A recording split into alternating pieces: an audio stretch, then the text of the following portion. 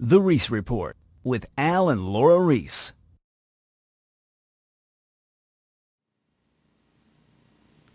Whither, General Motors.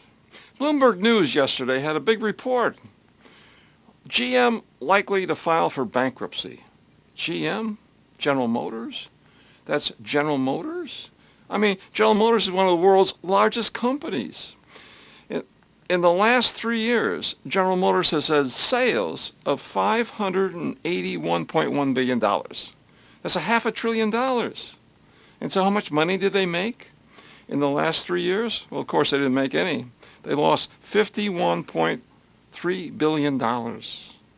What's wrong with General Motors? Well, here's the conventional wisdom. Here's a long article, 2,000 words, in the Wall Street Journal. Here's the problem. GM's labor costs were too high, according to the Wall Street Journal. GM's healthcare costs were too high, according to the Wall Street Journal. And GM didn't build cars that people wanted to buy.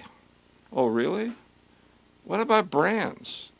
What does the Wall Street Journal, the world's most authoritative newspaper, have to say about General Motors brands? Here's what they had to say. Nothing. Nothing. What about brands? In other words, for example, if it's too expensive to make automobiles in America, how about the most expensive country in the world?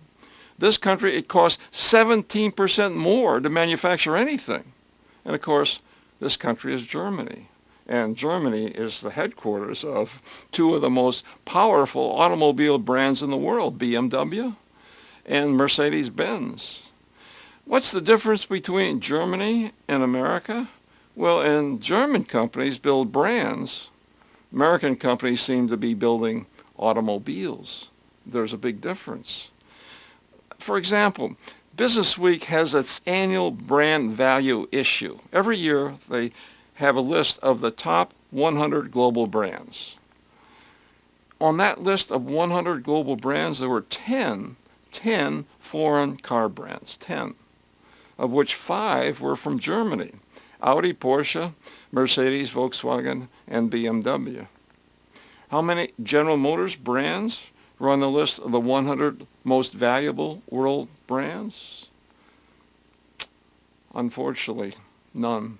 Not a single General Motors brand is considered to be one of the world's 100 most valuable brands. Look at the big car retailers, for example. Here's an article from the Wall Street Journal 2 months ago.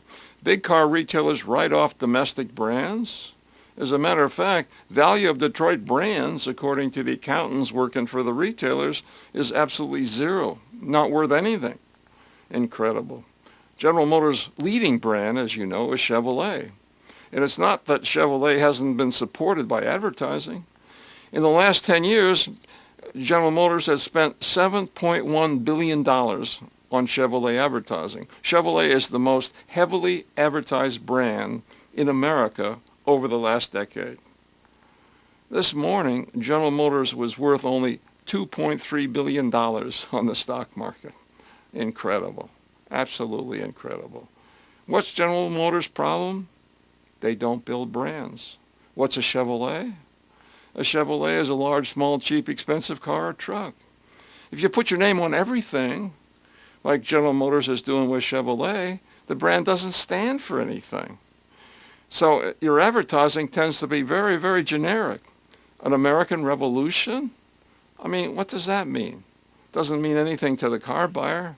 Nobody says, I'd like to go down to my automobile dealership and buy a Revolution. That doesn't make any sense.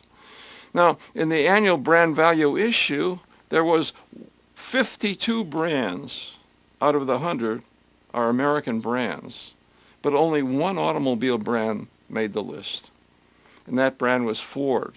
Now, interestingly enough, Ford has a position in the American market.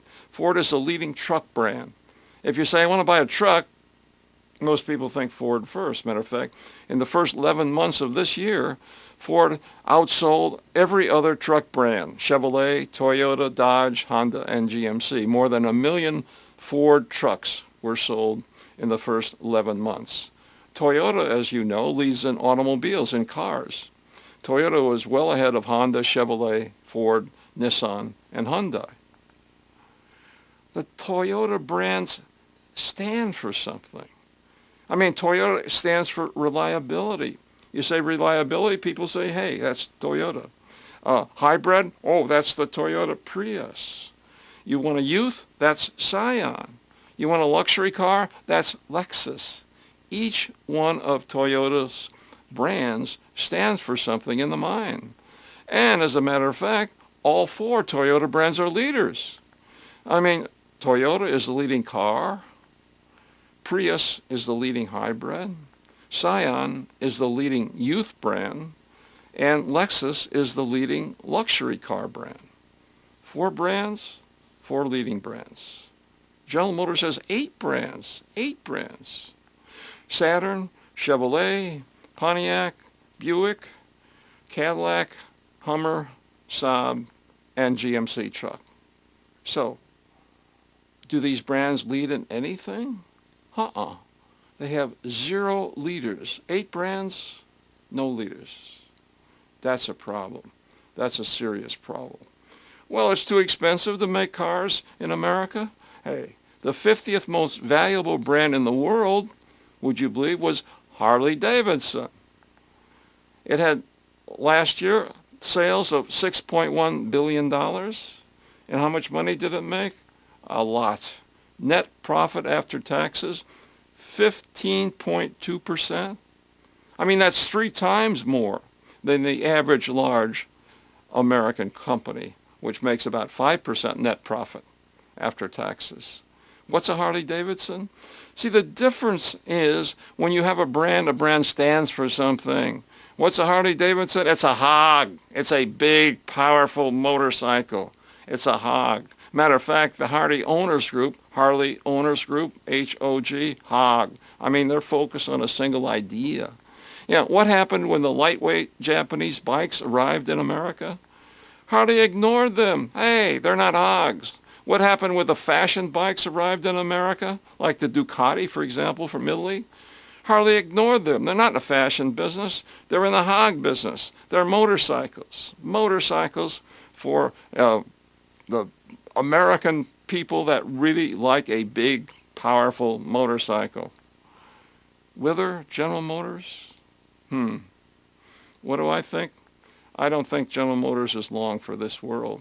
But there's a lesson here. What about you? Whither you? Where are you going?